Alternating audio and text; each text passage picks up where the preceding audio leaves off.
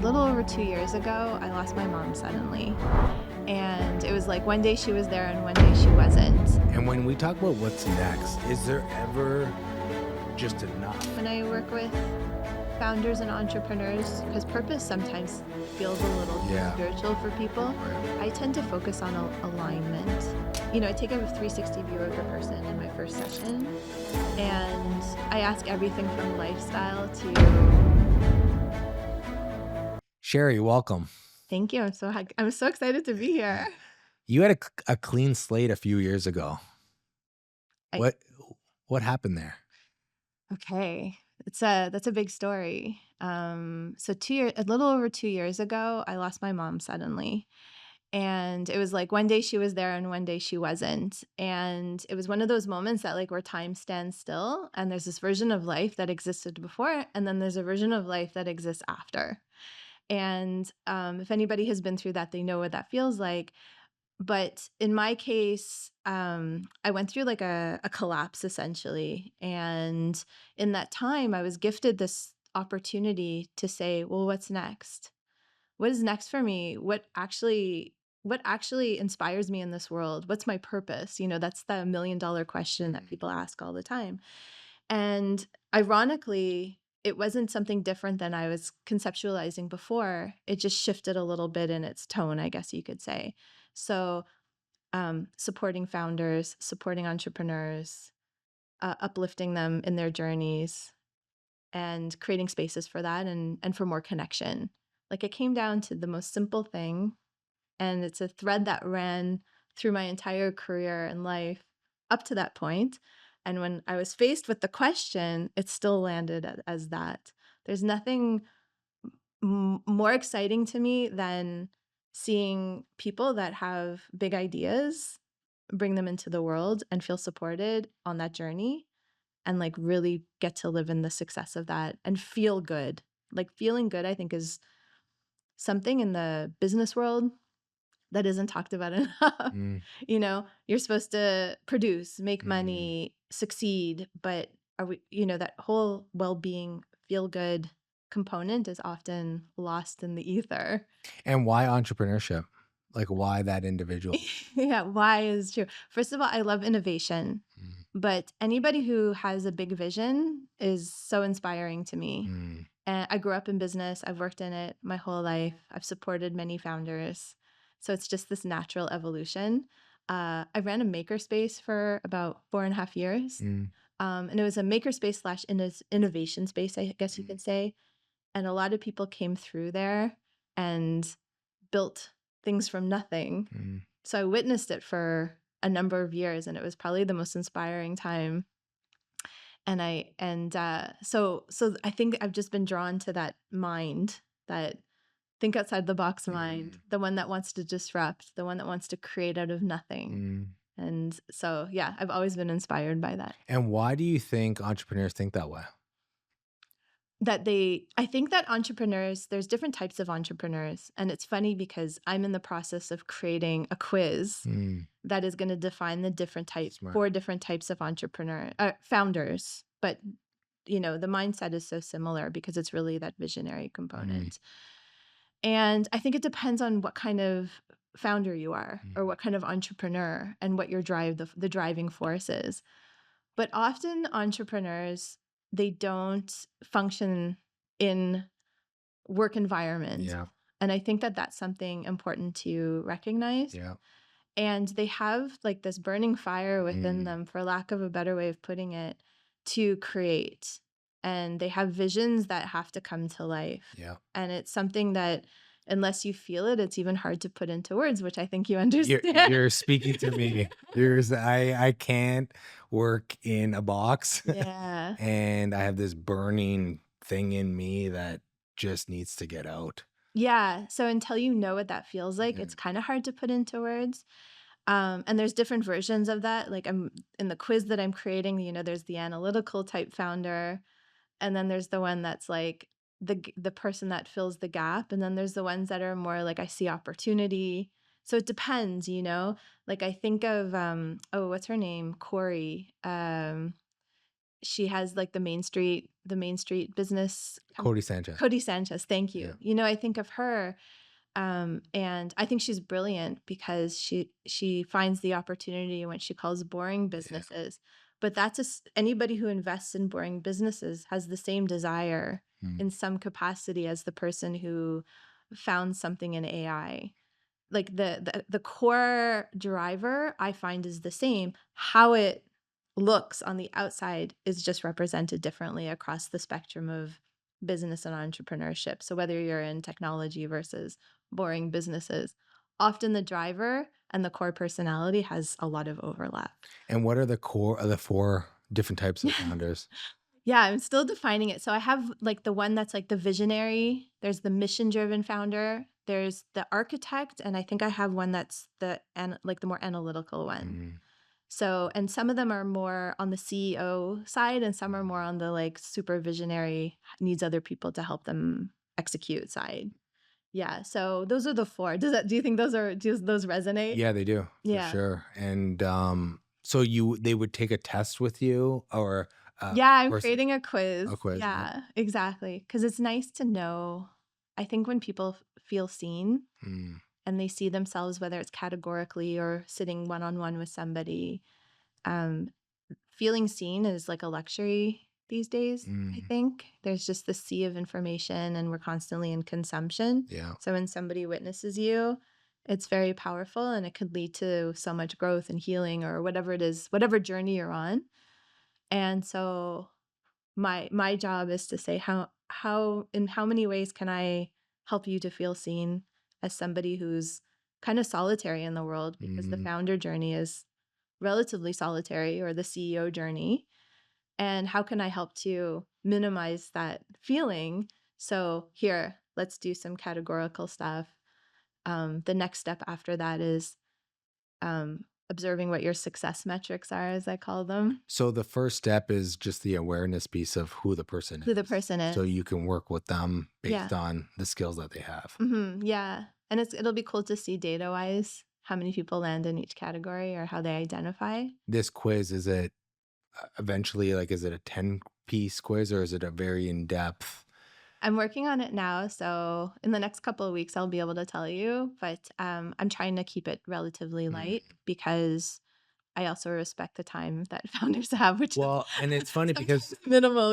Bec so when I, ran my previous business, we Mhm. had 35 employees and we all did someone came in and did a workshop Oh, right. and we did the personality test for everyone. Which one did you do? The Briggs one, I Oh, think. the Myers-Briggs, yes, yes, Yeah. yes. So And did you find it helpful? super helpful Yeah.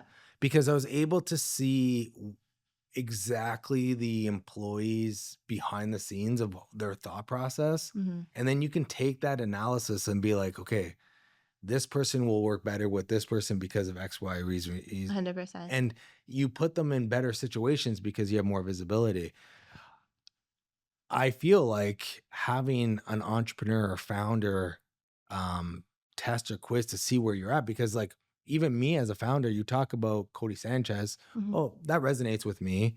Alex Hermosi resonates with me. Yeah. Stephen Bartlett resonates with me.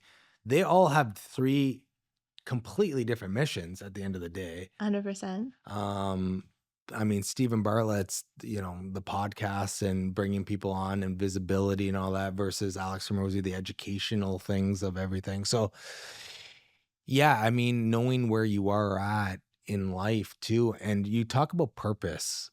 Mhm. How big is purpose for entrepreneurs and business owners?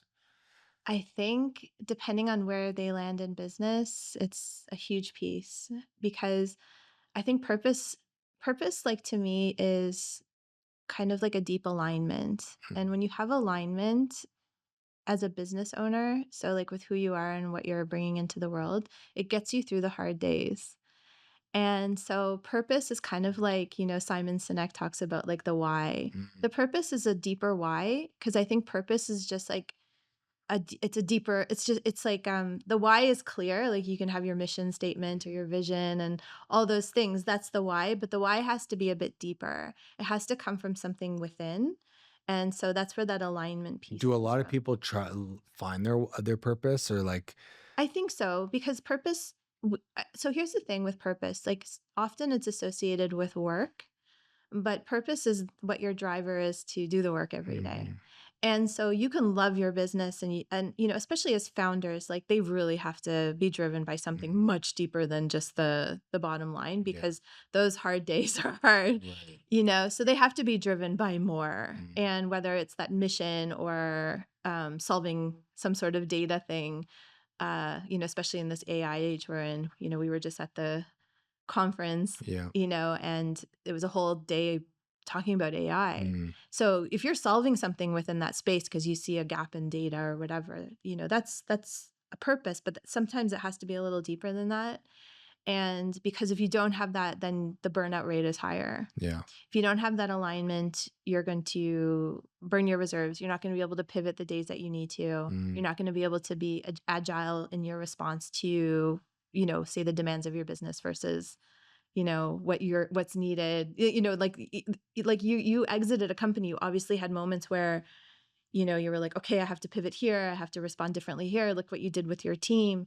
When you're purpose driven and you have that alignment, it's easier in those moments. Like it removes some of the blocks around decision making. And I think it creates better leadership. So I think a lot of people are driven by it. I think that purpose has often been put into this like one category of right. work. But like I look at you with a family, Yeah, how much of what you do is driven by your family? yeah.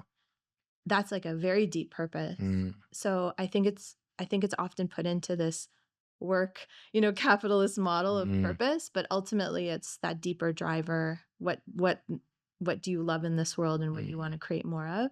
And so entrepreneurship and founder life is driven, if people can know what that purpose is, it just allows for more sustainability. Because you're not just driven by fumes alone, And is it and sheer will, and I always talk about, like, it being a long game and a marathon versus a sprint. Yeah, If you have a deeper purpose and a longevity like, your longevity goes up significantly. 100%. Yeah. And is that what you try to help founders with? Yeah, it's a piece Yeah. for sure. Yeah, because not every founder is connected to their purpose. I'd like to look at it as alignment Mm, when I work with founders and entrepreneurs, because purpose sometimes feels a little too yeah, spiritual for people. right. Even though it's a catchword you see a lot, I tend to focus on alignment and aligning what their version of success is with their life and their business. So there's like this cohesion. And once you dig into the full narrative of this person and the full ecosystem, then it's easier for them to create that sustainability. And what questions would you ask? Like, Ooh. I'm a founder, I come to you, what are the things that you would go through? Honestly, I have like, I take a 360 view of the person in my first session. And I ask everything from lifestyle to like what's happening in their business, because my brain works in pattern recognition. Okay. I have this like I have this, spicy brain, we'll call it. Mm. It works in pattern recognition. So I can synthesize all the information that I take from a person. So whether it's what does your relationship look like? And that's a big question. Relationship with your husband, wife, or Yeah. with other Or people, everyone? or lack thereof, right? Okay, Often it's a big desire. What do you do in your life for enjoyment? It's a question that not everybody can ask alright. because it's often shoved to the side. What do you do when you wake up in the morning? What does your work day look like? What fires are you putting out? Like I look at the full Mm, 360 and then I say, okay, now I can create a roadmap for you based on all of this data, because my mind, like I said, works in pattern recognition, and I immediately see where the things aren't connected and where they need to be connected. and that's when you talk about alignment. That's when I Y talk about alignment. Yeah. Then I bring everything into Okay, alignment, and then that cohesion and that alignment comes, and I refer to alignment as a deep nervous system exhale moment. okay, And until you feel it, you don't understand what the momentum is that's created after that. right. Like you think you have momentum, and then that happens, and then the momentum is more. Mm. It's tenfold. So whether you want to call that purpose, alignment, or whatever, as soon as you're locked into that and you understand what needs to be done, because the tools are important, then it's a different type of momentum. You feel like I know, you just feel like you're supported more, I guess, externally and internally. What is a non-alignment example? There's lots of those. um, Like you know, for a typical founder, like a typical day of a non-alignment where you would spot it and be like, okay, I see a pattern yeah. that I want to fix or help. Yeah, I mean, so it depends on what stage of founding they're in. I tend to work with people that aren't in the early stages, Okay. but typically, I'm sure you've seen the difference between a leader who's, I call them like natural Buddhas. Like they have a deep sense of self-awareness so they can look at their teams with the same and they can look at problems. And then the ones that are just over here, maybe like screaming and yelling a little, Right. and everything's a big fire to put out. And there's a lot of micromanagement. And, we've all seen those leaders. Yeah. Those are people that they're drowning. Yeah. And sometimes it's external, sometimes it's internal. Yeah. It depends. Sometimes it's a cash flow issue and sometimes it's a marriage on the verge of divorce. It depends, Everybody has their own journey, but the response day to day is a little more fiery, I guess we can say, or, the blind spots are bigger than somebody who is kind of more self-aware and has a bit of conscious awareness. Yeah. I like that. Does that they're a little extreme, but Tell me about the blind spots. I actually believe that completely because I remember when I first started out at 23 years old, I was that first founder, yeah, which I was just driven by fear. I mean, 100 and scarcity. it's scarcity. Like, Yeah. I had $3,000 in my bank. Mm-hmm. I remember walking up and down the office floor, pacing back and forth, trying to get my first deal, trying to get my second deal, Right. like not knowing what the next step is. And now that I've over 15 years just worked on myself, educated myself, become way more self-aware, Mm-hmm. I always think about the blind spots. Yeah. At the beginning, my blind spots were extremely high. Mm-hmm. Now I surround myself with people to try to make me even more aware of my blind spots, Yeah. to make me a better leader. And I think it's that evolution of you becoming aligned with yourself. I want to actually use that word. Yeah.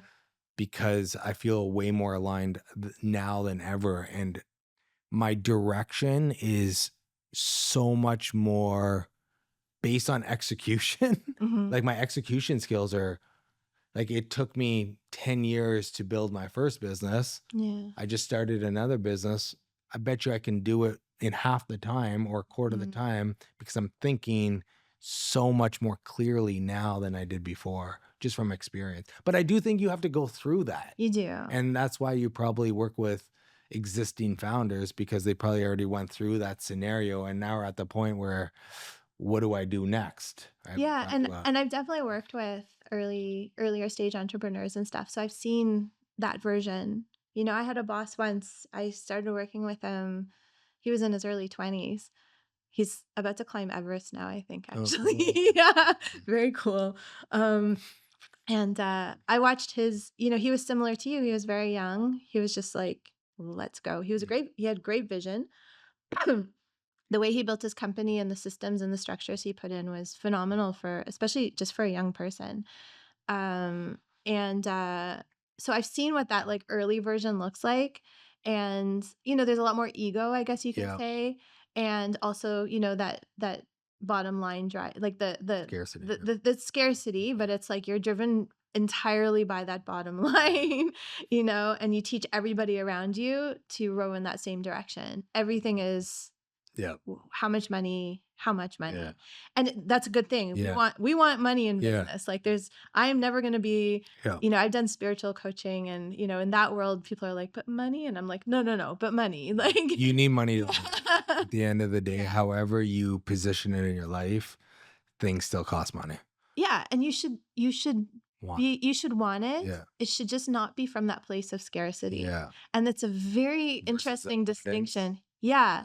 Yeah. If you wake up every day and say, "Oh my God, I have nothing. I need more." You're feeling you're feeling a leaky bucket all the Mhm. time. And entrepreneurship is interesting because you're told to make money, but not to be scarce. It's like you're constantly at odds with with those two things. Yeah. But it's true because, money attracts money is true, like that term that people often hear, and it can feel very evasive to some people. They're Mhm. like, "But I'm just trying to hit that bottom line." Mhm. And like you said, once you go through it though and you see that journey of like the early journey, Yeah. and then you get to the what's next, you've created inner awareness Yeah. and that conscious awareness as a leader and a founder, the landscape changes a little. And when we talk about what's next, Yeah. does every entrepreneur, because our competitive advantage or what's inside us is a burning sensation to create, but is there ever just enough? Like, So, like it the way we build our business, yeah. that's a big focal point of it. hmm So I call it like the machine gun effect.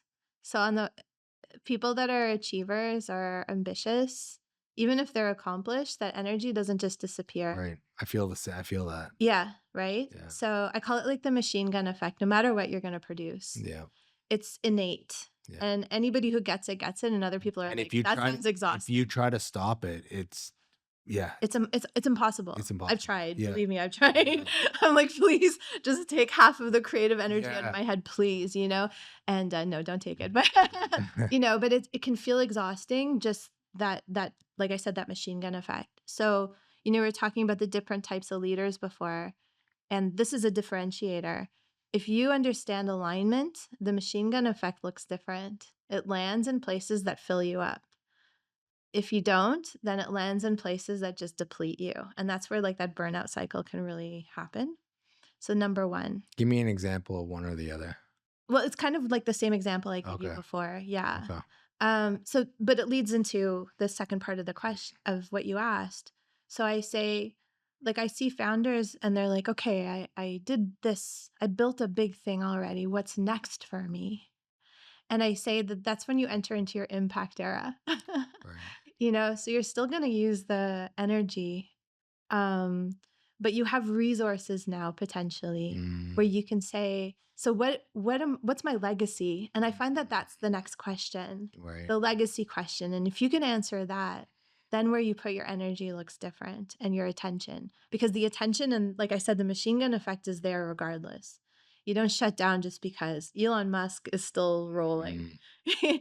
Literally. Yeah. Yeah. Trillionaire. I think my favorite is, do you follow traded.vc on Yeah. No. so they're it's an Instagram account that I follow because I love seeing like the Oh, big yes, I do the big actually. yeah, Yes. The right? news that pops up. Yeah, Yeah. yeah. I just love Yeah. following Yeah. like the big funds, Yeah.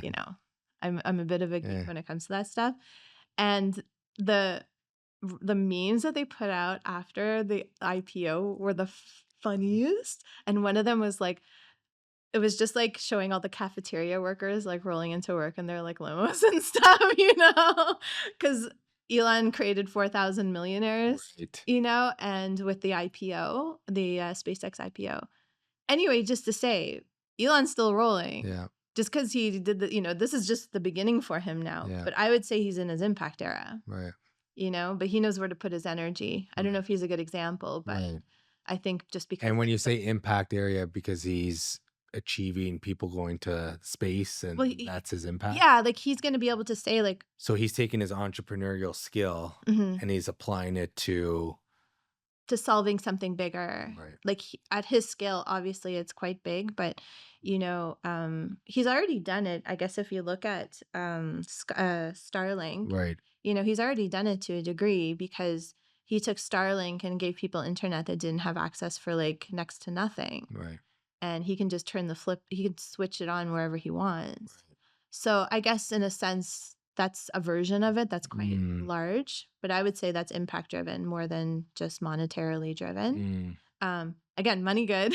But the thing But is too, if you look at Elon Musk and SpaceX, yeah, it is impact driven yep, plus monetary. that's right. It's both. Yeah. It can still be Right. both. We're not talking about we don't want to make Right. money anymore. What are a couple of good examples? Like I spoke to somebody yesterday that I just met on LinkedIn, Okay. who's an exited founder, a really brilliant guy, all into founder well-being right now. That's his kind of raison d'être at this Mm, juncture. And he's starting a podcast, and it's all about, and he interviewed like, I think he said like 50 people already that are all in the academic space, mm, that speak and research about founder well-being. mm, And he's like, this is my next stage. I don't know exactly what it looks like. He's at the I don't know what it looks like yet, but I'm open. mm, And but he started with a podcast. mm, And he told me the format. It's a really cool format. And he's like, this is my call now. I don't know what it's gonna look like. And I said the machine gun, I gave him that visual, and he's like, yes. Because he's like trying to find where to put his energy too. mm. And so he just produced a podcast. Achievers produce at a staggering Yeah. rate. And so he's like, yeah, I have 50 episodes. They're all coming out soon. I was like, oh, only 50. Yeah. But when you're in a room with people like that, it's just like, of course, Why is only it a 50. 500? Of course, like, because, you just produce that machine gun effect doesn't go away. So that, I think, does that help to That, kind of, yeah, I feel that's part my of it. first error was the trying to understand business and Yeah. run a business, purposeful, but not driven definitely by scarcity, Yeah. just from, being young and whatnot. And this, Which makes you scrappy. which and I think there's a season in life where that is cool. Yeah. Right. Like I 100%. was 24 years old. I didn't have any kids. I didn't mind. My alignment was work, Yeah. setting up my future where now I have so much flexibility to have a more well-rounded self, Yeah. where other people might have taken that journey and worked for someone, but now is still doing the same thing and are not aligned, right? That's right. So finding your finding your alignment is huge, but Yeah. also being okay with the seasonalities of life that get you to your alignment. 100%. And it's a really important reflection. So anybody who's listening, if they're Yeah. early stage or they're just starting a business, like it's okay to Yeah. go through phases. Last year I was at Accelerate Ottawa last year too, and Kyle from Full Script was Oh, speaking. nice.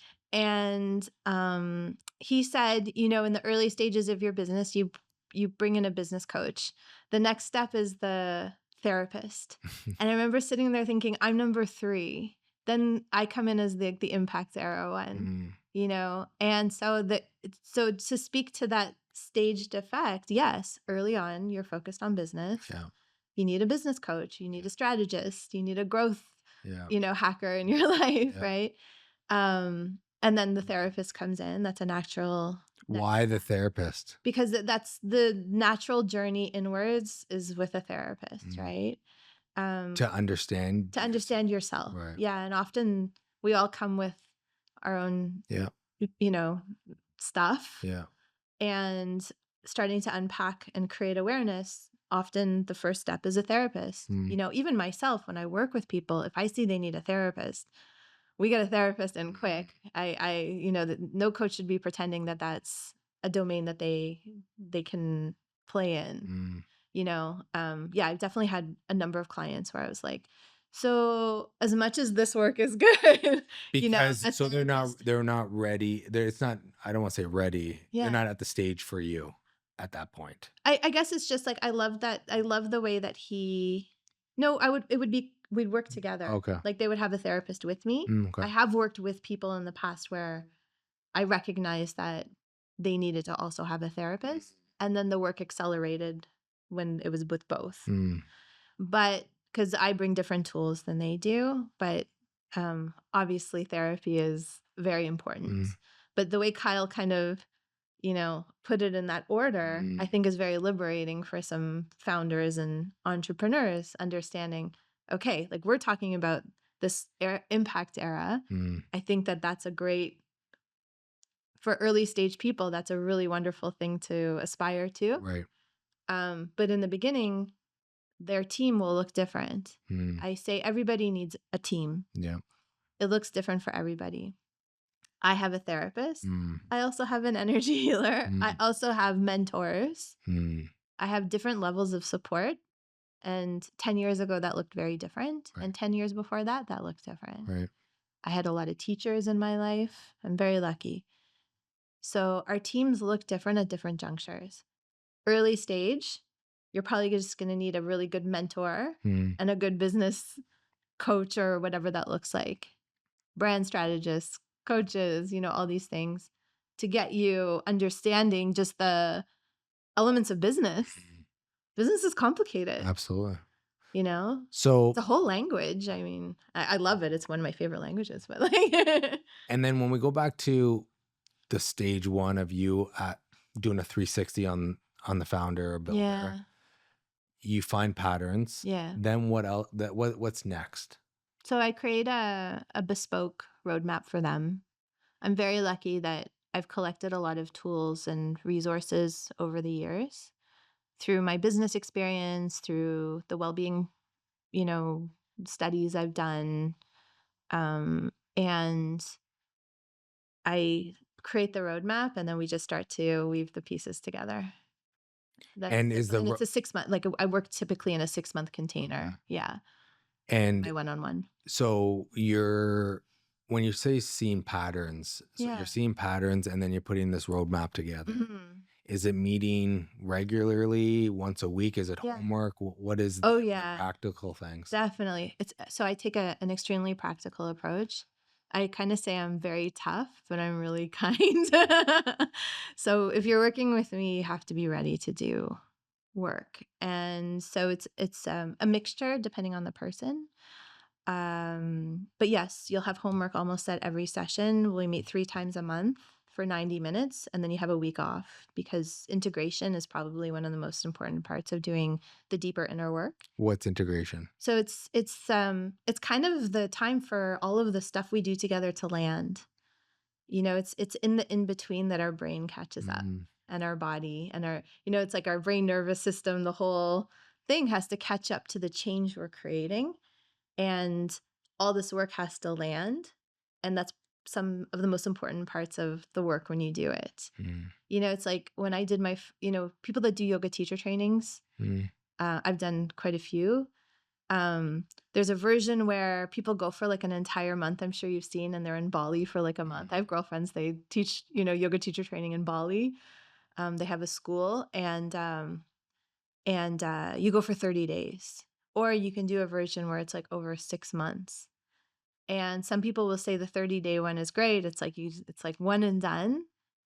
And some people will say 6 months because in that time, every lesson lands. You do a little more and then it lands. So it depends. I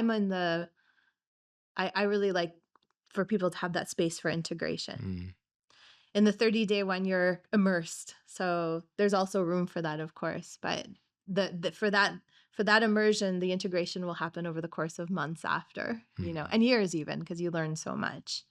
So, I don't know if that helps, but I try to give visuals that are helpful. But so that 30 days, you're meeting 3 times a month for 90 minutes. yes, And in that 90 minutes, are you coaching or not? Are you mentoring them? it's a mixture. It's why I call myself a confidant instead of a coach or a Mm. mentor. It took me a really long time to figure out that title. Actually, do you remember Sugute? Yes. Yeah. So my friend Sugute helped me to come up with Mm. that title because I'm neither just not just coach, but coaching is a very specific. There's a protocol to Mm. coaching. It's all question oriented. It's helping the person to kind of figure it out on their own through prompting. But I take a mentorship approach as well. But I've been a trusted confidant to founders and entrepreneurs for years. So like their right-hand person when shit's going down, And are these conversations you're being direct with them? Yeah. You're saying you need to do that, like kind Yeah, of. I'm a bit tough. Yeah. Yeah. But So it's based on your patterns, you're telling them what to do now. yeah, but gently. Yeah. There's compassion Yeah. and there's safety in it. Right. That's very important. I'm not You know, I'm not just a drill sergeant, but I'm tough because I'm working with big personalities. Yeah. You know, founders are tough people. Do they see it? Yeah, yeah. I'm like, not to toot my own horn, but yes, like the breakthroughs are amazing, Mm, and there's nothing like seeing somebody who creates big impact in the world right. have a breakthrough, Right.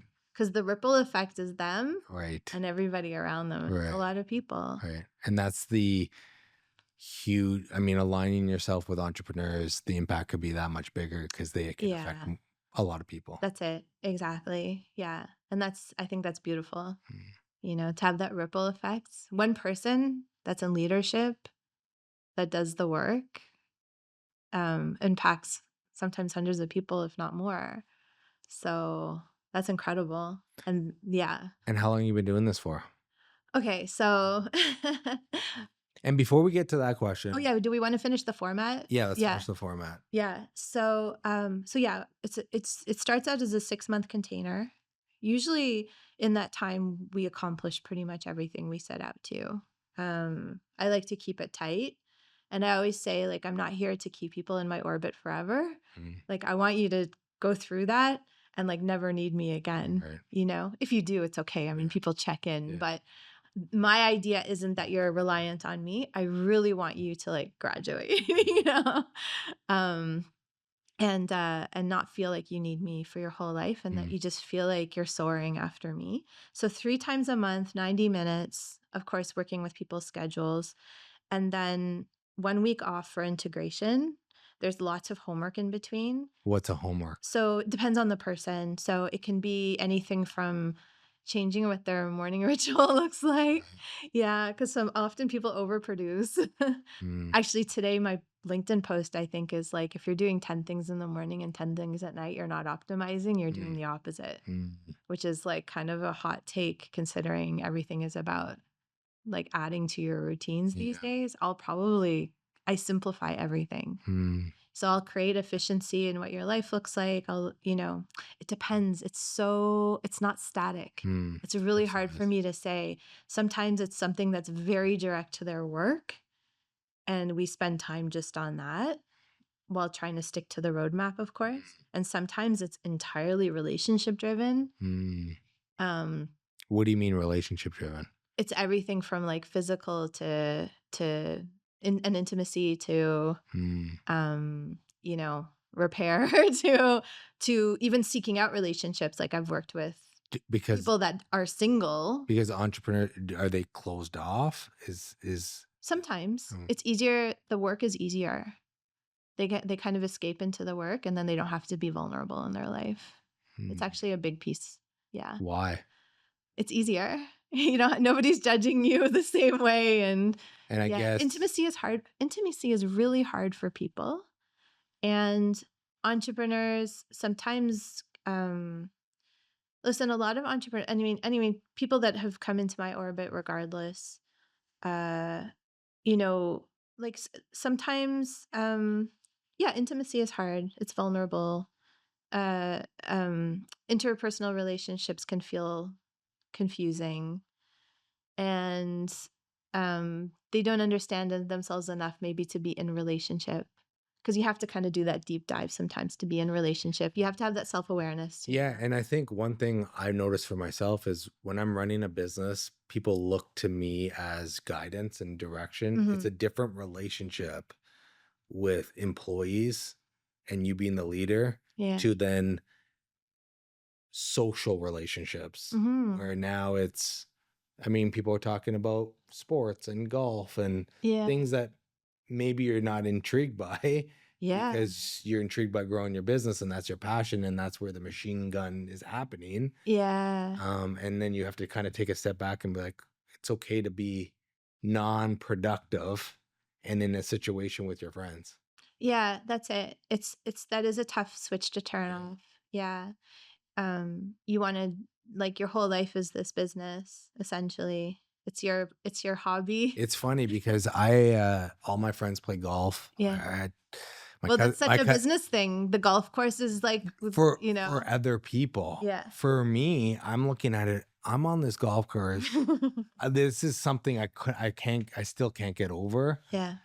for 3 to 6 hours, Yeah. and I'm not getting better. And I'm like, the productivity of that long period of time, I just can't I totally handle it. get it. Yeah. I But it's just one thing that other people could just, oh yeah, I mean, they look at it in a completely different lens of like, I'm in nature, I'm walking, I'm doing things, and in my mind, I'm like, well, I'm not being with my kids, I'm not Yeah. running a business, where it's also okay to be like, hey, that's not for me. I'm not Mhm. pushing myself to do that because I Yeah. actually don't like it. I'm gonna go play soccer for an hour and get all my stuff out that way, versus that. But that's just a small example of how relationships, I see it in myself too, of like work environment versus personal environment. There is a switch as an Yeah. entrepreneur that you have to take on to be okay with like understanding both situations, because there's a huge ego driven thing here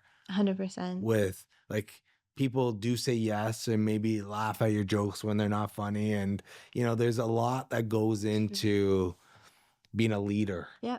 um Which might not be reflected at home it sometimes. does not reflect it at Yeah. home and with relationships, so I could see how entrepreneurs just go back to what they feel comfortable with and what's feeding their ego, Yeah. because this is not feeding their Like, ego. I do this well, I do not do this Yeah. well at all, you know? Right. Yeah, and whether they But then you don't have alignment because you're not doing both. because the desire doesn't go away to Right. have connection. Right.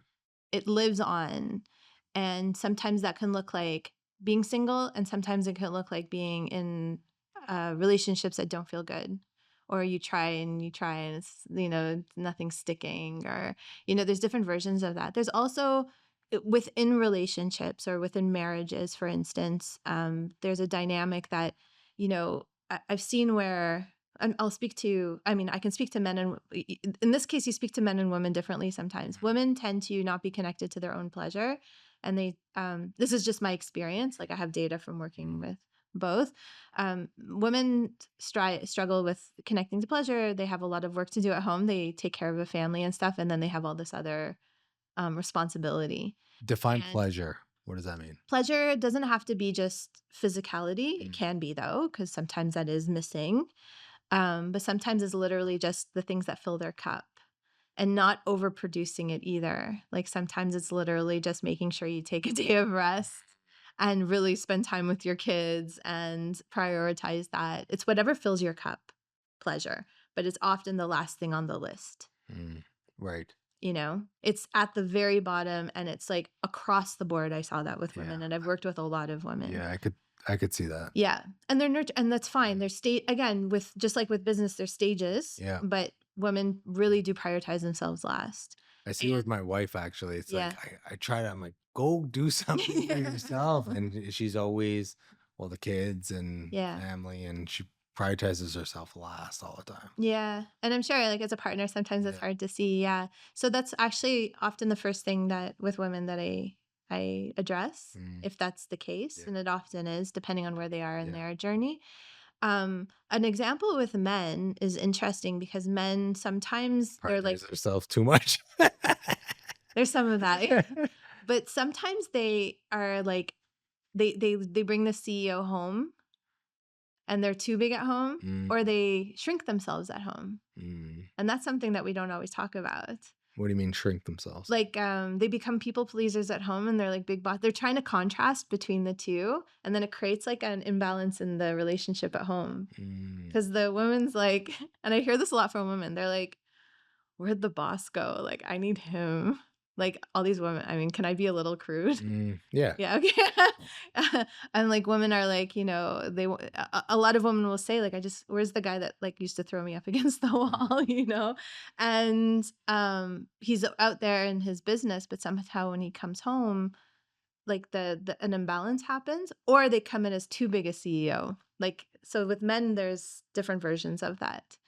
But when there's an imbalance, and that's on either side, male or female, not to get too What? gendered, but Yeah. sometimes if there's an imbalance in like Why does the imbalance happen? it's like it's from a desire to create, harmony, ironically, but it's an overcorrection sometimes. You know, like I'm so big over here, I'm trying not to be over here. I just want to please everybody in my life. And and that's both sides, you know. We turn into people pleasers sometimes. Or, you know, I come home, I'm too much, I tone it down too much. And I just want everybody around me to be happy. Um, which is not a bad thing inherently, but when it creates an imbalance, then, you know, then it's a bit problematic.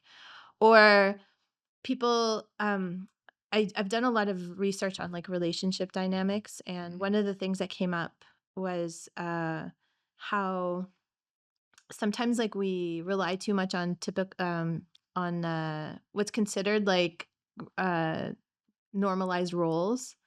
So there's this book that I read, I think it was called Come As You Are by Emily Nagasaki. It's quite well known.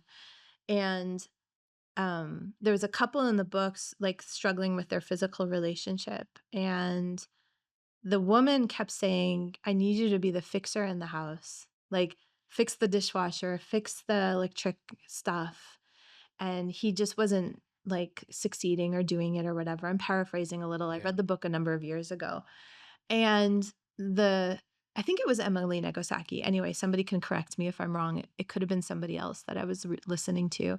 And then they said, well, like, what are you good at and what are you good at? And this is a very business moment too, because we always want to play to people's strengths. And they weren't playing to each other's strengths in the relationship, and it was causing a rift. And she was like, well, I'm good at fixing things. And he's good at the thing that I'm supposed to be doing, which was like something else menial in the house. And they're like, well, see what happens when you switch. And she's like, but he's supposed to do that. So like one partner just couldn't get over that this traditional role wasn't being fulfilled, even though she was better at it. And the second they admitted that, harmony came. So it's complicated, but that's like one of the things that can happen when you talk about imbalance.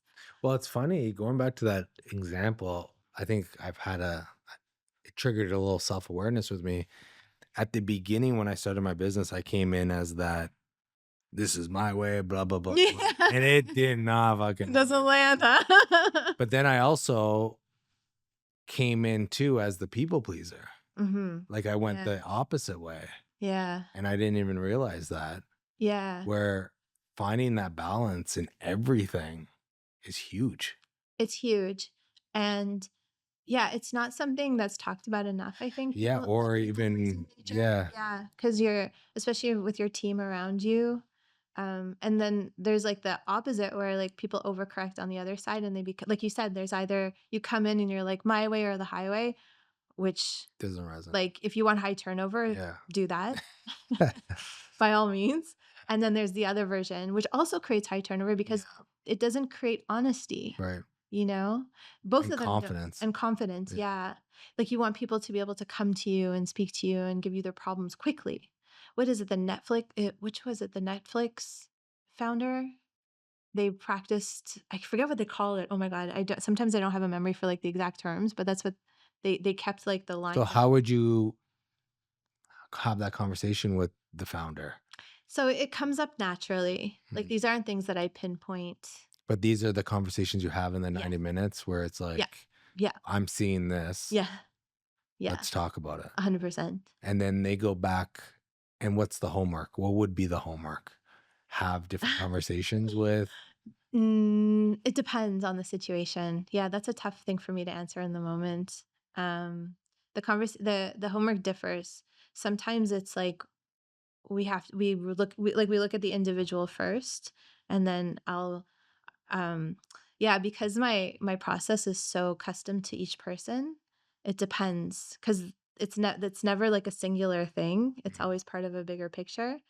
So sometimes it's homework that I give for the duration of the whole 6 months that you do, like one practice or something. And then sometimes it's like you go home and I give you prompts, like journaling prompts, and you sit with it. Sometimes it's a book. Sometimes it's a podcast.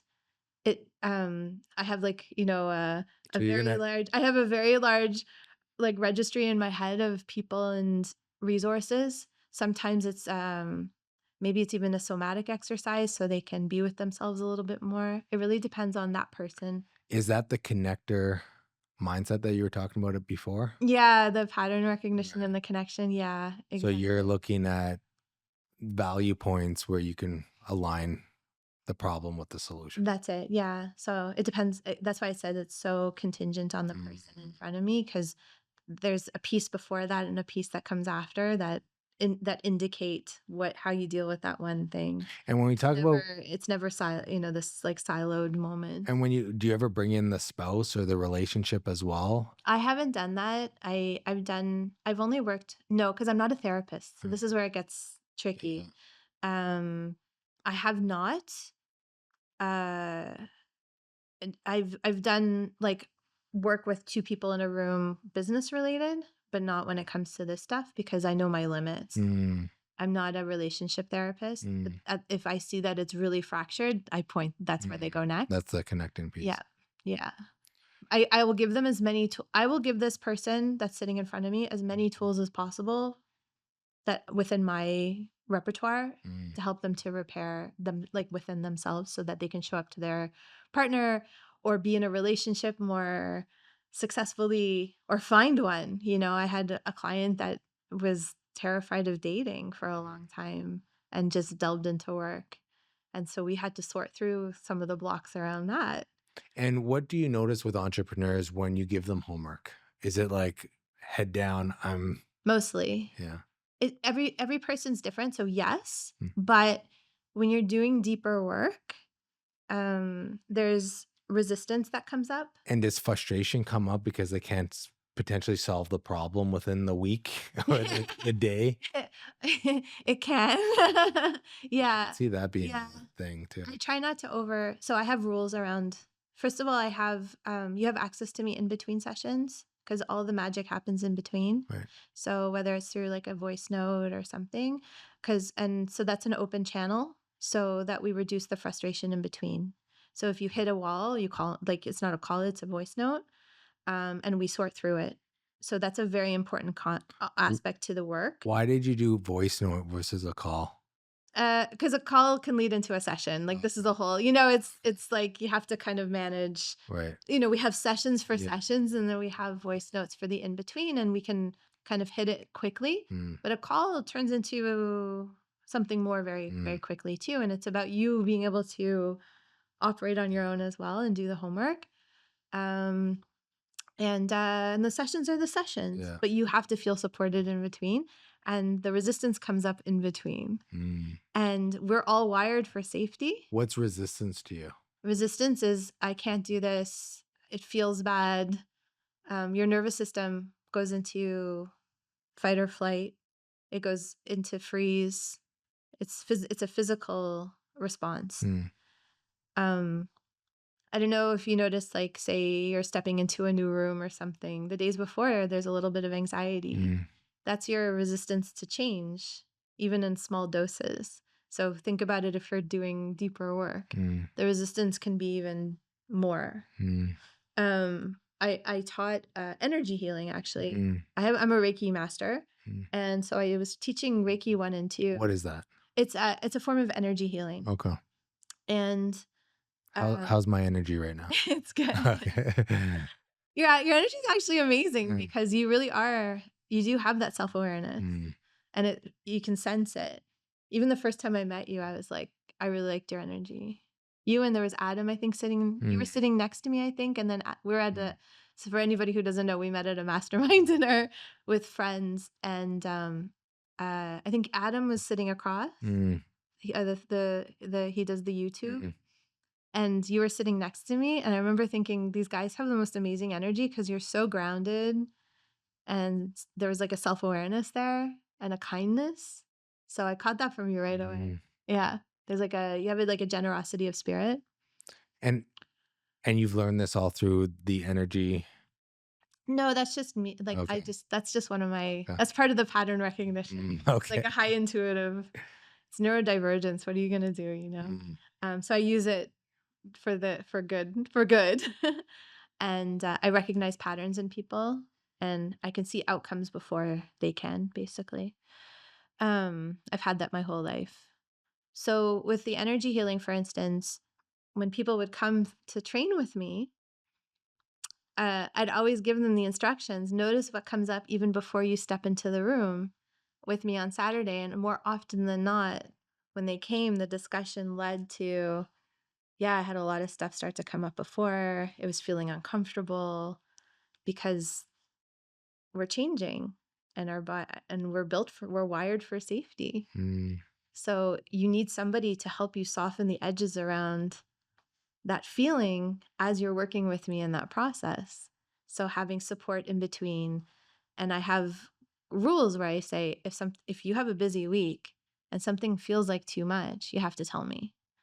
Wave the white flag, but just tell me why. Don't just not do it. mm, So we can kind of circumvent that moment together. So it's a very held container. mm. Yeah. So after the 6 months, what happens? You graduate. Y- No, we'll have there's a follow-up session within 6 months kind of thing. And sometimes people will book in periodic ones. It depends on the person. Again, it's very customary. If somebody feels like they want me like on a bit of a container after, we can talk about it. It depends on the work that we've done together. Tell me the before and after what would happen. In what sense? One situation. In Like the before they come in needing a specific thing Mhm. or a lot of specific things. Yeah. The 6 months, Yeah. is it like openness? Is Yeah. it stress off your shoulders? Is it alignment with their purpose? Like when you say graduate, It depends on where they started and where they began. do you Because set that I'm up at the beginning of like by 6 months, I want the outcome to be Yeah, like I create this? a roadmap. Right. Yeah, we do. We create a roadmap because I can't work with a founder and not give them trajectories. Yeah. That's what I was Sorry. thinking. Yeah. Yeah, no, it is what it is, It is. so it's like it's your internal KPIs, we'll call Yeah. it. So we do, but I can tell you right now that often where we begin and where we land sometimes looks different. Of course, in business, if it's strictly business coaching, it's much easier to lay it out. But uh, clearly, it's so linear, it's so easy. But I do my best still to roadmap our journey, but things are going to shift for sure. Mhm. Like, I have a friend, it's a friend who worked with me, but he came to me and he was like, this is a funny story. Sheri, I just want to be better in bed. That's it. I know you can show me. Not show me, show me. That's not my service. But I was like, okay, we can do that. And I know for a fact that anybody who's like, I want to be better in bed needs to create better intimacy and safety. It doesn't signal knowing how to, I can tell you how to do the physical thing. Mm, Fine, I'll tell you. But it signals that you want to create more safety and you need to create higher intimacy. And to get to a state of intimacy, you have to create that space in yourself. You have to create safety within yourself. So what's holding you back from that, right? For instance. So that was the journey. He thought I was going to tell him how to do some things, mm, to like add to his toolkit of sexy mm, things. And we ended up going on this whole journey where he felt liberated and more connected to his purpose, mm. you know? So where we begin and where we land look different, but the journey was still that internal alignment journey and uncovering what was keeping him from that. Are you helping with them with their blind spots? Is that Yeah. like he probably never would have In a thought? million years, he Yeah. never would have thought that. That's why, like, usually when people come to you, it's for something that's like obvious, we'll Mm, say. Like, I want to be better in bed. mm, I love that example. So mm, it makes me laugh. mm. And then I was like, okay, we can do that. No problem. And then we landed in a place that was purpose driven. He's like, I walked away understanding who I am as a person. Uh, I let go of my people pleasing tendencies. And now I feel like I can thrive more and I'm more purpose driven, So the beginning and the end look different. Before, in the middle of that conversation, Mhm. a couple conversations before, you talked about you were born with the outcomes of this. You were born with this. Yeah. What does that mean? So, even as a very young person, I used to like look at people, like even in high school, I remember seeing my friends in relationships and I'm like, but if you do this, this is the end result. But they'd always do the opposite and they'd end up miserable in a relationship or something. And I'm like, oh, but if you just do this, you're fine. Cause I could see the outcome.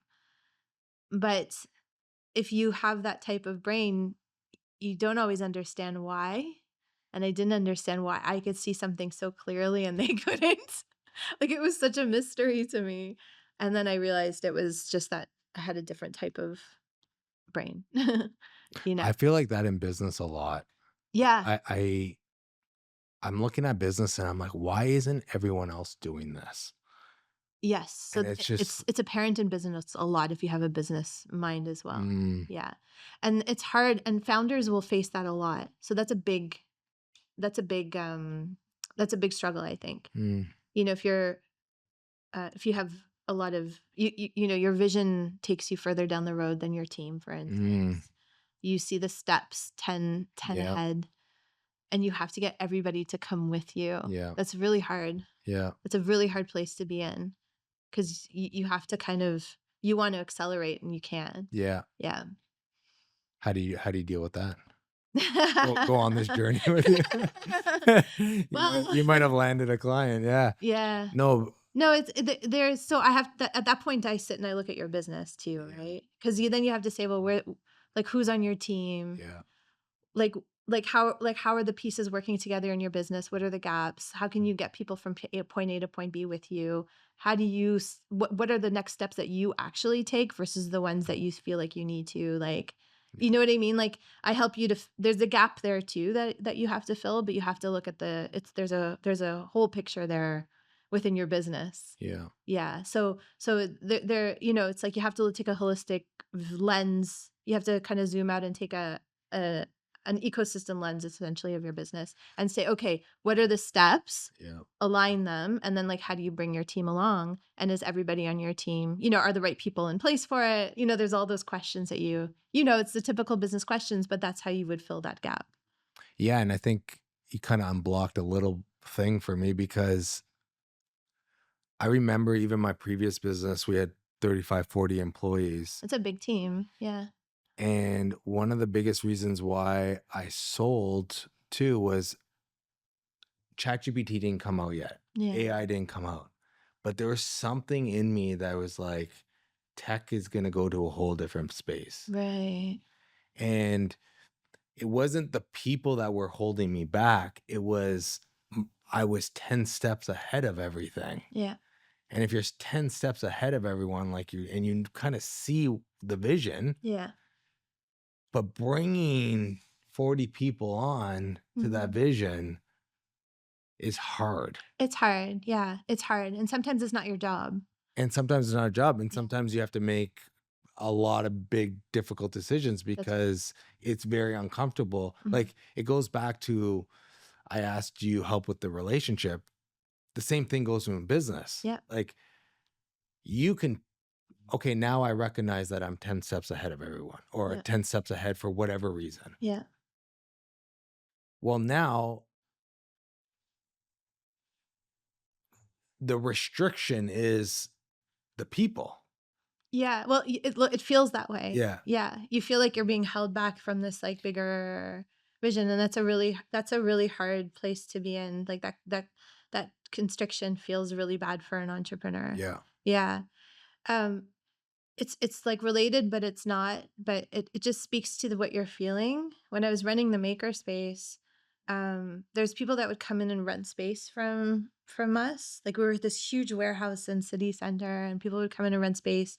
And it was at their starting stage usually that they came because they could come in and for like nothing per square foot, they can have a structure and or a room or whatever and not have to deal with commercial rents and all that stuff. So it was kind of like an incubation space.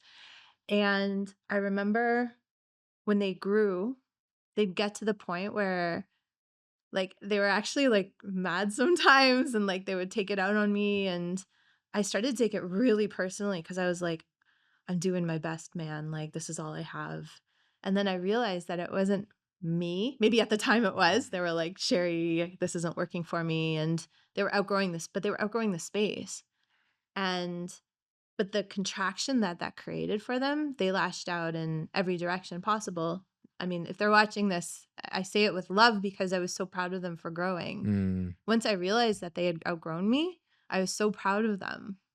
And it wasn't about me and my ego and all these things. It was about the fact that they had reached this point in their business where we didn't fit them anymore. It's fucking amazing. Yeah.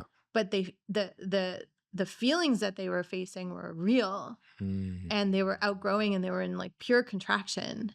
And then you start to look out around you and say, well, you're the problem, and you've just outgrown where you are, or so that feeling is very valid. What do you do about it in that moment is a big decision. Do you implement and you bring somebody in to help you implement? Do you outgrow? Is this your time to, like, you sold, Yeah. so that's what you chose. So there's some decisions that have to be made in that contraction. But if you have support while you're in contraction, it's a bit easier. Yeah. When you're facing it yourself, and if you're in the ego phase, or the Yeah. awareness isn't there, it's very hard. Yeah, I could see Yeah. that. But if you have good support and you buffer yourself with a team that, say you have an operations person that can say, okay, yeah, let's do this. I'm into it. I love AI, then your life just got easier. But back to you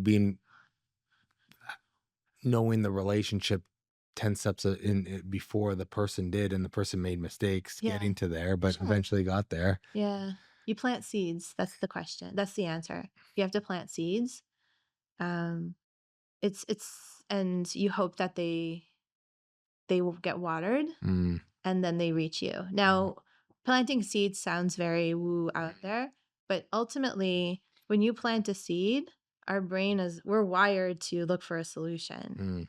So, it sounds maybe a little manipulative, Mm. but all you can do is plant You're seeds. mentoring them throughout the journey. Exactly. Yeah. Yeah, Indirectly. exactly. Yeah. So you're planting seeds, and if it grows, then you'll find an opportunity not far down the road to open the door to whatever that conversation is. And that works in business, and that works in personal. But you have to create the stage for that opening, and it can't just be forced because you're 10 steps ahead. And that's a really, really, really hard lesson. Yeah. Because if you're an impatient person with machine gun energy, Yeah. saying stay put for a second and let people catch up feels fucking impossible. Yeah. Or you bring in a person that can help you get there. Mm. Human resources is an answer in there sometimes too. Yeah. So you can create that agility and get your team moving with you and stuff. Do you deal with more males or female founders? Both. My early work was mostly females, but I always had men come in. I love working with men, actually, but I've worked with a lot of females also. Loneliness. Loneliness. Oh, like, do you have time to geek out about this? So, in all of the million things I've talked about today, we did not talk about the fact that I'm a connector, and I've been creating events and experiences for 20 years. So my business background is vast, and then all these other aspects, but I've been a connector for many years, and we're in a loneliness epidemic. Why? Because we're the most connected and the most disconnected, we're the most connected online and the most disconnected IRL we've ever been. And there's too many things trying to like pry us apart and polarize us. And we're villagers, essentially. We need connection. We're wired for it. And there's people craving it, but they don't know how to get to it. So it's amazing to see how many events are happening now. We just had COVID not long ago. We have a whole generation of people that, are the COVID kids, essentially. So they lost the art of connecting. And they missed a whole period of that, because they say the generation that suffers the most is the Gen Z to early millennial. They're the most affected by the loneliness epidemic, but they're also the ones that are searching for the answers the most. So it's very refreshing. It's like I feel like the 80s are coming back when I look at all their feeds and stuff.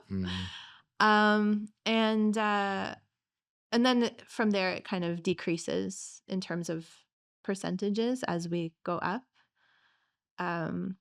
They say, there's a lot of loneliness in like boomers, for instance, but they're more connected to community, but they're more loneliness for them is that they're more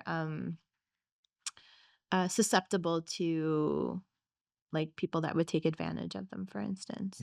So it's just like it lands differently based on the demographic, but 18 to 34 is like really the crux of the loneliness epidemic right now. And yeah, like if I can help to solve it, I'm going to try. And So how's that going for you? I'm early stages. So this is a separate Separate venture. thing, Okay. yeah. I'm focused really more on I'm focused like 80% on my one-on-one work, and then because I have a machine gun brain and I can't do just one thing, I'm like, I'll just see what kind of startup I can throw out into the world. Um and I said there's a platform that's missing, there's space missing for support for people that want to host. Yeah. And if I can be the solution to that, I will. Yeah. Yeah, I do feel like it's a big problem. I mean, you look at virtual work, you look at phones, you look at less people are getting married. Yeah, dating is the biggest issue right now. Dating's the People big aren't issue. dating. And even, I mean, we just had our third boy Ah. 4 weeks ago now. Oh my God, is it that recent? Yes, Congratulations. yeah. So cute. And when I tell people I'm on my third kid, it's like Yeah. like, why would you do that? Are you sure? Like it's more negative than positive. Really? Well, it's not It modeled as much anymore. it's not modeled at all. No. It's In some modeled places one it or is, two but not. kids. Yeah, North America, that's not modeled a It's lot. not modeled at all. And No. people, and I'm looking at that, I'm like, and maybe because I'm in my impactful stage in life where I want to build a legacy, I want to have a family, I have space to do that, which I'm very fortunate. And I'll never discredit that. But at the same time, it's like, yes, the traveling and all that is good. And I'll give you another example. You know, going back to college, I went with my friends back to college. Yeah. Went to school in the States. There's like 30 of us that went for a weekend getaway to Wow. the school we went to. Super close. The way we did things 10 years ago to this new generation doing things, and completely different. Yeah. Where I understand no drinking and no doing whatever, like eliminating that because Really? Yeah. but it is what it is. It's a Yeah. different health journey from Yeah. whatever. Yeah. But where are individuals getting that fix, that connectivity? Well, it's not like Yeah. I keep joking. I'm like, they just like get off your screen, go out, just do something wild tonight, like have Yes. fun. Do something wild. But I'm seeing like the trend. It's like, I think it's called life maxing now, the trend. So like they are starting to orient towards fun because it went so far into this a wellness Yes. space that it overcorrected over here. And then I'm starting to see people like I have friends in all different ages and I'll see them online and they get up for yoga in the morning and they're like out dancing at night. I'm like that's the sweet spot. But you have to go out and you have to have nights you don't remember. Yes. You have to. Like Yes. you have to understand what that level of fun is. Yes. But the problem is it's all recorded now. It's Yeah. a huge problem. I was lucky. I grew up. Yeah, me too. There was no cell phones, thank God. I know. I would have so much incriminating, Yeah. right? Like, thank God for that. Everything's recorded. Yeah. So that's what I heard for dating, for instance. Like, guys are afraid to ask girls out because they're afraid of it being recorded and then potentially ridiculed later. So the fear is too high and it's not worth the risk. That was one of the reasons I I heard. believe that. Yeah, I believe it too. And that felt so sad to me. Yeah. Even though like between you and me, well, not between you and me, but like I've been hit on by like 20-year-olds. Like I had one guy, he like left a note and he like was working in my apartment. He left me a note with his phone number and he was like in his 20s. I thought, but I say like, good for you. Like do not lose that. I was like, it's a no for me. Yeah. Thank you. But like, please do not lose that. Be okay with rejection. Yeah, be okay with rejection. Keep doing it. There's like an innocence to that. Yeah. I've had, young guys like stop me on the street Yeah. and I say like, "I'm sorry, I'm not interested, but like please for the love of God, Yeah, do keep not it on. lose this like uninhibited nature, and And I keep on bringing this scenario up because I wanna bring light to it, and yeah. maybe because I have 3 kids, and I want them to go have fun and, Yeah. make Have mistakes and go do it. fun. But also from relating it back to entrepreneurship, I don't think I would be where I'm at if I didn't do that stuff, Right. if I didn't understand people, didn't understand street smarts, Yeah. didn't understand bad situations and good situations, No, you're didn't right. understand all the different dynamics that come out with being connected in a different environment. Oh my God, that is so spot on. I'm actually writing a blog post right now. There's this trend. This one person put out a reel saying party girls are the best networkers. Right. And I was like, oh my God, I feel so seen. Yeah. Because I grew up in the club scene Yeah, me too. from a very young age. You Yeah. too. Yeah. Okay. Electronic music or what Uh, was yours? What was your at that time, poison? yeah, it was Good like poison, good yeah, poison. Yeah, so I grew up in the electronic music scene. So you understand, yeah. And it's true. I was like, "Oh my God, like I used to work a room like Yes. nobody's business." And now if I go to a networking event, I'm working the room. And it's easy It's because so easy. yeah, because like your training ground Yeah, was, you know, you went out, you had a drink, you yeah, just like connected with people randomly, yeah, girls in the washroom. yeah, It's true though, you made friends everywhere you went in the room. yeah, And for me, there was like I was ambitious. So I was like, but I need to yeah. get into the DJ booth Right, and like, right, I need to meet. So I met all these like superstar right. DJs because of that too. There's a bit of like you learn to be a bit charming and stuff, Yeah, but that's good. yeah. That's Soft sales. skills, yeah, Soft skills, it's yeah, sales, yeah. essentially. And yeah, so I was like, oh yeah, I learned to network in the nightclub.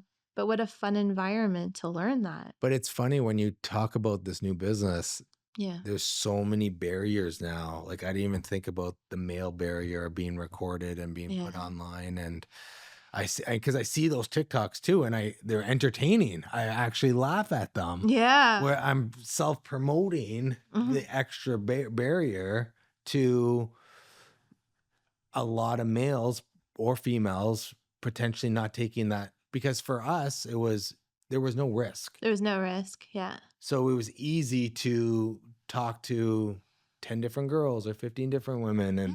and have those conversations because I didn't care. Yeah, and it was like a phone conversation later or a Yeah. text. I remember a text. I remember like one night I went out and this guy hit on me. And at the time, like Channing Tatum was like the biggest thing on earth. And he looked just like him. He was like tall and I had a friend who texted me. He was like, way to go. Mm, Cause he was just such a beautiful looking guy, but nobody took a picture of it. mm. I guess the point is like, I'm not bragging. I'm saying it's like nobody took a picture of it. So how It are you lived in a text message that was just a cute so way. where's your brain going to fix it? Yeah, so, um, my where I think that I'm uniquely positioned to help is to, create a platform essentially for people to connect, to help people to host. And there's a gap right now, in that space. So however I can help people to create connection that's actually, decentralized from the apps. It's a bit of an FU if I could, Mm, I mean, I'm being very ambitious, but mm, it's a bit of an FU to how centralized we become and how our attention is in these very specific monoliths. mm, And if we can decentralize that a little and create a spark in micro communities and micro experiences, I think that that's the fix. mm, And so that's kind of what I'm aiming to build around. mm, Yeah. Like I have the ideation, I've done mm. some data validation and stuff, and now I'm going into the questionnaire research phase and seeing the validity of my vision. And then from there, I'll start to, it's like build out the MVP, Yeah. get a technical co founder. You know all about Yeah. this. Well, now you can just be your own technical co-founder. Like I'm building another project. We're using Perplexity as an app, and we're vibe coding everything to So you're vibe MVP. coding on Perplexity. You didn't choose like Lovable or You know what? yeah. Perplexity is the hidden gem right now. Come on. Yeah, I've used it try it. very little. Me too. And then one of my Really? yeah. Oh. Now the company taxifies a different. It's not vibe coding. It's developers, and it's going Yeah, all that's in what I on that. figured. Yeah. No, but this is a separate. This is another Oh, you venture. have another Yeah, venture. that I'm Oh, what? Are you allowed to say it? not yet. Ah. Because it's just build as many MVPs as possible right now. Like No, you're right. that's the game. I love that. I think people think too much too, It's a huge problem. where they don't act, where now AI can actually help you act on 10 different things. Yeah. I think if you're not acting now, you're like The if time windows the time shrinking. window is so tiny. Yeah. Yeah. It's so tiny. Um and if you're sitting an idea, I think like I was saying this to a friend recently, like if you've been sitting on an idea for too long and you go to a VC, they're going to say no. Done. Done because they're like you didn't get it Yeah. done in a month. Yeah. Too bad. We see people that are, you know, like so quick onto something and that's the trend. Yeah. But to be fair, people that grew up, you know, not long ago, Yeah. if you didn't have 100K sitting around just to test an idea and a developer and all those things, you weren't getting anything out anytime soon. The barriers were insane. Right. The barriers are lower now, but you have to be fast. Yeah. Yeah. So I was telling friends, yeah, I ideated in 2 weeks this whole platform. And they were like, 2 weeks? I was like, yeah, but that's like, I'm fast, Yeah. but everybody is fast now. You know, everybody's neurodivergent and like pumping stuff out. Yeah. You know? Yeah. So good for you. So you built your MVPs on Perplexity? So I use for this venture, I'm using Perplexity to build this MVP. Yeah. And how's that going? Incredible. Oh, I'm so Like- curious. Yeah. Like to the point where it's like, wow, the competition is going to get, it's just going to get better and better. And It's needed though. It's needed it's because absolutely needed. yeah. Solopreneurs are going to come out in droves. I think it's also going to potentially contribute to the loneliness epidemic that we're seeing. Right. So that's the thing for me. It's like if it's AI for good, I'm like I need to use AI for good. Well, the thing is, if, hey, I want to not be in a big organization, Yeah. I want to start my own thing. Yeah. Now I don't need 10 employees. Yes. I might not need any employees. Mm-hmm. But then the barrier goes to me being in my room, vibe coding everything Mm-hmm. and building an app, and then losing the connectivity piece. That's true. But there are a lot of people, there are a lot of initiatives out there to get us out of our basement. Yes. And that's Thankfully. the stuff that we got to really focus on is like, okay, this is the advantage. Yeah. Okay, now Stay. what other events are we doing to get this person out of the room, like Invest Ottawa is doing and all these other places? That's are it. doing And to that understand AI to get better, right? no, 100%. That's the thing. If we can do that, then AI is useful to us. Yeah. And then when it equalizes, like when like the internet, you know, Yeah. because everybody was like the internet Yeah. and you know Y2K, Yeah. like there was a lot of fear, just Yeah. like there is with AI, and rightfully so because it, you know, we have to see how it levels out in our lives because right now we're not sure. So all that unknown, you know, resistance, it creates fear and scarcity. That's the response to change, which we're seeing all around us. And it makes people shrink, right? It keeps people in freeze and Yeah. home. And so, how do we soften that? We create connection and we create micro communities. So, I'm really hopeful that that's the answer. Those are the answers: is getting into community and helping people to create community. Sheri, did we miss anything? Is there anything else you want to talk about or bring up to my audience? And I feel like we talked about so much. I'm sure you'll share how to get in touch with me in the notes. But sherizahava.com simply, yeah, is my website. the last question we usually ask before we get into that is, if you left a sticky note on your first laptop Mhm. before you ever got started, what would it say? Oh, I always say the same thing, you have to believe you are magic. It's not, that's it, I have it literally on my signature and everything, I've always Olivia Newton-John, you know the song? Mm, Yeah, because I believe that's my sticky note, it's mm. on everything, it's on my signature, on my email even, I've used it for years. Yeah. Our magic is what makes us unique in the world, and it's what propels us as founders and entrepreneurs. So the more we're connected to that, um, the more sustainable and alive we'll and feel good in our life. So we always have to come back to that. Well, thank you so much for coming on. Really appreciate your openness to having these conversations and helping founders not only be aligned but succeed. And it is going to be their competitive advantage too in this market if they are aligned with themselves and self-aware to be able to grow their business, hire more people, and stimulate the economy. So I do appreciate that. Where can people find you? Sorry, I got ahead of you. Can I just add one more thought? Sure. All of the biggest, like the most successful people that I follow, like the really influential ones, are also speaking to the importance of self-awareness and conscious leadership. It's like it's filtering down from the top. Mm, So just to add to that, it's and they all say if they wish they had more of it when they started. mm. Um, and you can reach me. My website is Sheri, so Sheri, Zahava.com. And that's the best place. Or I'm on LinkedIn, Instagram, but you can start there. Thank you so And the much. quiz hopefully is coming soon. Thank you. Thank you.